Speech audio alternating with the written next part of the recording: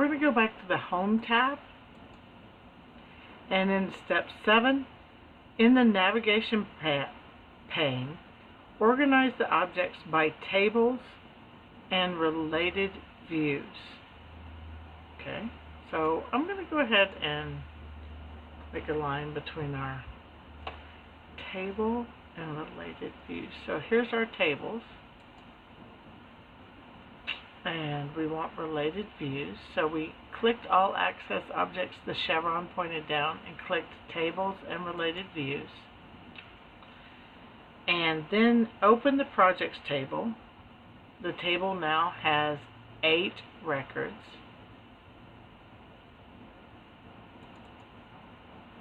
Close the navigation pane. And remember, I think I showed this at the beginning. You can click the double chevrons at the top of the navigation pane, and that enables you to see the database just a little bit clearer.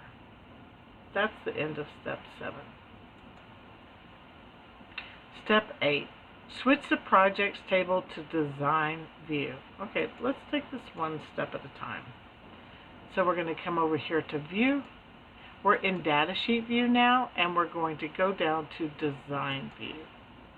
Okay. For the project's ID field, which is right here, we're highlighted in it, enter the description of enter the project ID using the format P hashtag, and then change the field size to 5 and save the table. Okay, the description is here, and this enables someone using the database to understand what should be filled in that field. So we just type what they ask. I suggest not copying and pasting from the instruction sheet. I have found sometimes the grader does not recognize that.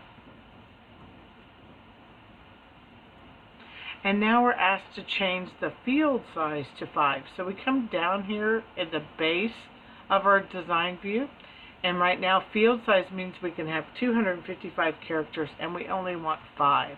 So something like a zip code, 75205.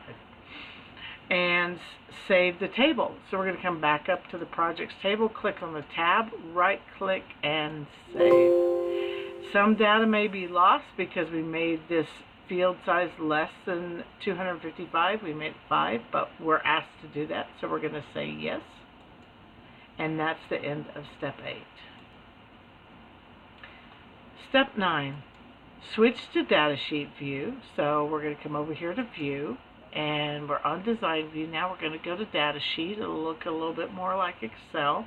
Apply Best Fit to all of the fields in the table. So one way to best fit is double click between brackets, between columns. Notice how it shrinks. Okay. There are other ways to best fit, and make sure to save the table,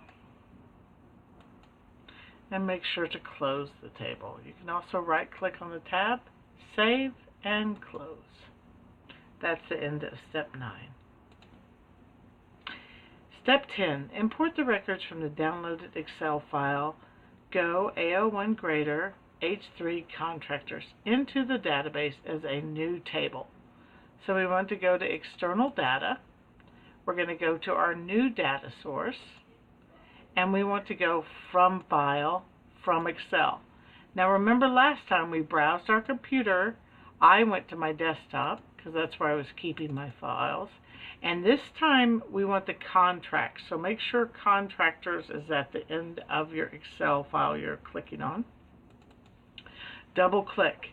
And this time we import the source of data to a new table. Last time we appended. This time we're importing to a new table. And we click OK. And normally you do want the first row designated as headers. So we'll click yes. First row in the columns contain column headings. And we're going to go next. And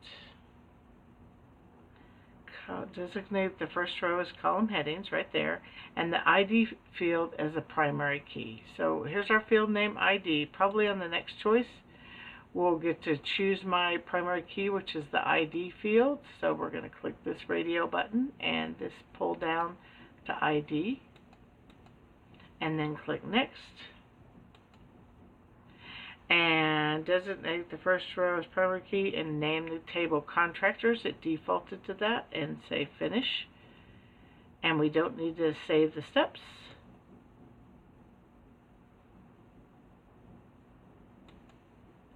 I'm going to open us back up,